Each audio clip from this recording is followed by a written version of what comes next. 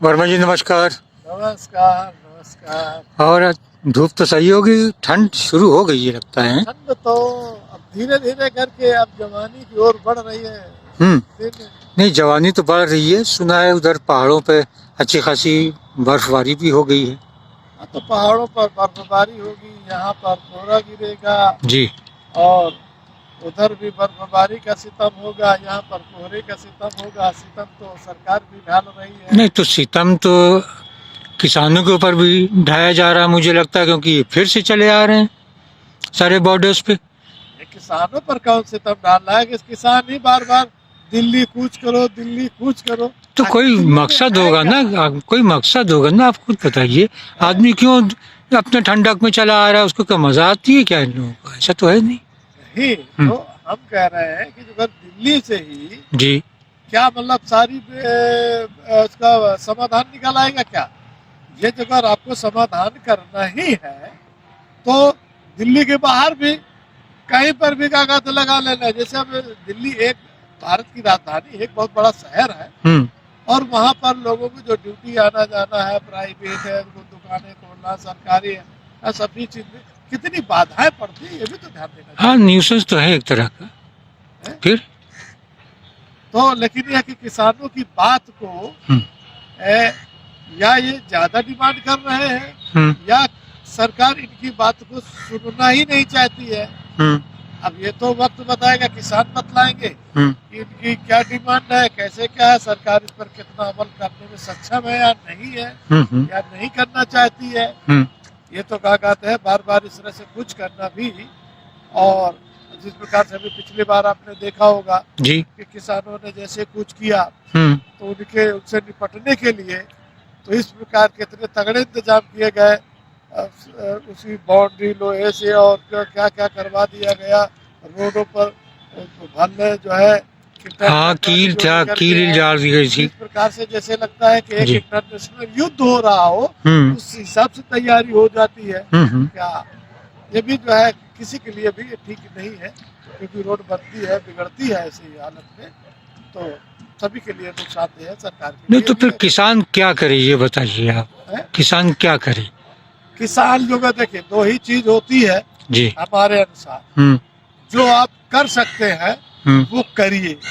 जब आपकी बात किसान न सुन रही हो तो सारे किसान सिर्फ और सिर्फ अपने लिए जितना उनको जरूरत है उतना अनाज बोए, इसके बाद बोए ही ना।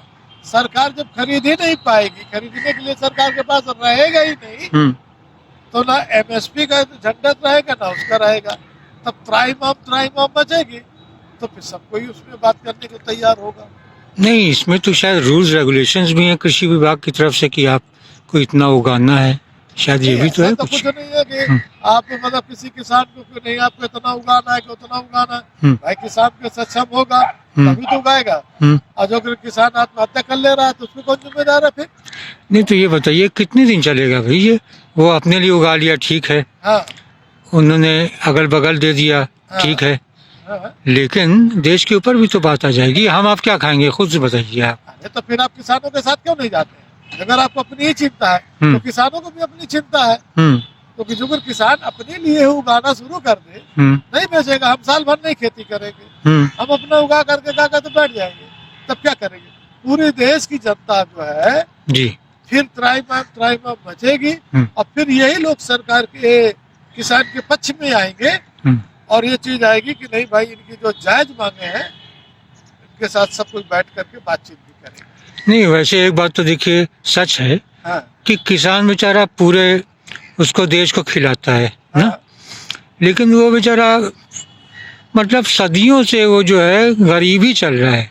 ऐसा क्या रीजन है जो वो गरीब चल रहा है? देखिए एक कारण है जी।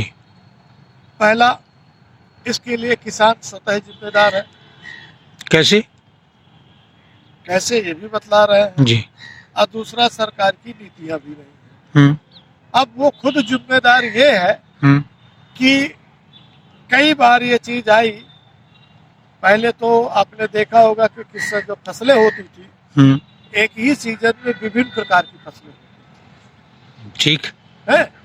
उसी में जैसे मटर हो गया, सरसों हो गई, अरहर हो गया, गेहूं हो गया और तिलहन हो गया, तेल हो गया, मतलब जैसा सरसों हो गया जी, आपका, क्या कहते हैं ये चना हो गया, चना हो गया आपका, उड़द हो गया, मसूर हो गई जी, ये सब लोग थोड़ा थोड़ा करके अपना बोले थे।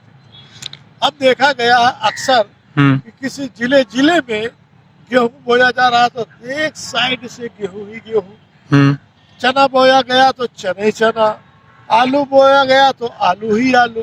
तो ऐसी स्थिति में क्या होता है कि पानी भी उसमें खूब लगता है जी, और इतना अनाज उत्पन्न हो जाता है कि उसको घर में रखने की जगह नहीं होती है। जब घर में रखने की जगह नहीं होगी तो क्या होगा, वो बेचेगा चाहे जितने में जाए, जो भी दाम आए, एमएसपी आए चाहे ना आए, उसके बाद तो मजबूरी है। तो फिर ये बताइए इसका विकल्प क्या है? ये जो आप विकल्प बता रहे हैं कि किसान जो है मतलब जो भी चीज उस सीजन में उग सकती है थोड़ा थोड़ा करके उगा ले।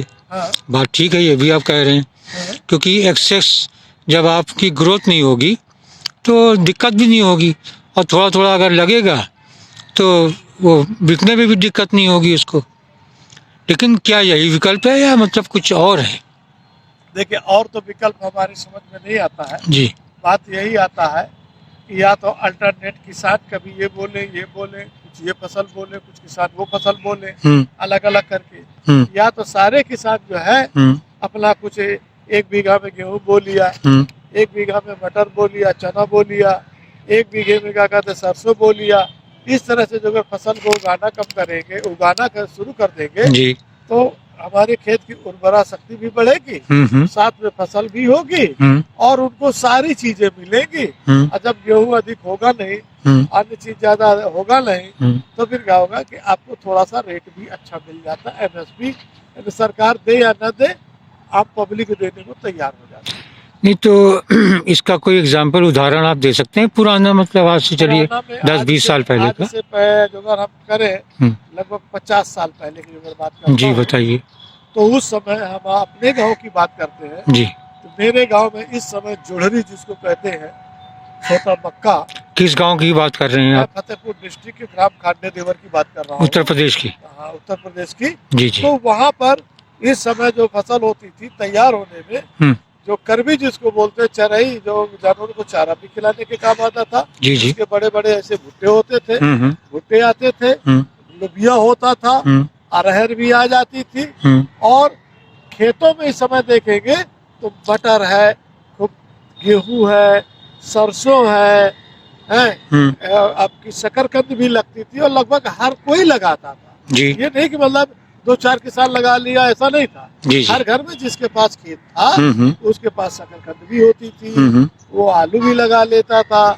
कुछ बिजनेस पर्पज से करते थे तो 4-4, 5-5 बीघा में आलू लगा लेते थे, और नहीं तो अपने खाने भर के लिए कोई 1 बीघा लगा लेता, कोई 2 बीघा लगा लिया, कोई 10 बीघा लगा लिया, जो जैसा उसकी सामर्थ्य थी। तो लगभग उस समय ऐसी स्थिति नहीं हुआ करती थी कि किसी को कोई दिक्कत हो या फसल उगाने में पानी की भी कोई विशेष ज्यादा दिक्कत नहीं हुआ करती थी। तालाब होता था, उसी से सिंचाई हो जाती थी। आज तो तालाब ही गायब है। तो कहीं ना कहीं से इस तरह से विकल्प लाने चाहिए, और ये सब सरकार के और किसान के दोनों के सहयोग से हो पाएगा। तो कृषि विभाग का क्या काम है फिर, ये बताइए? कृषि विभाग का काम ही यही है कि किसानों को सुविधा उपलब्ध कराए, और जो नई टेक्नोलॉजी है जी, वो पेपरों में नहीं, हकीकत में किसानों तक पहुँचे। हमें तो इतना जानकारी कि पेपर में किसानों के लिए तो इतना काम है, सरकार ने इतना काम कर दिया, यही सरकार ने, पिछले की सरकारों ने कर दिया। वो शायद जितना पेपर वर्क है और वो जमीन में उतार दिया जाता जी, तो अब तक किसान जो है, जैसे ऑस्ट्रेलिया है, अमेरिका है, कनाडा है, या भारत में जो किसानों की स्थिति है जी जी, वो स्थिति यहाँ पर भी हो जाती। इसका मतलब ये है कि किसानों को थोड़ा सा समझाने की जरूरत है। किसानों को समझाने की जरूरत के साथ साथ में जी, उनको वो सुविधा भी उपलब्ध कराने की जरूरत है। चलिए ठीक है, हो सकता है हमारे व्यूअर्स में कुछ किसान हो, उनको समझ में आए जो बात कह रहे हैं। नमस्कार।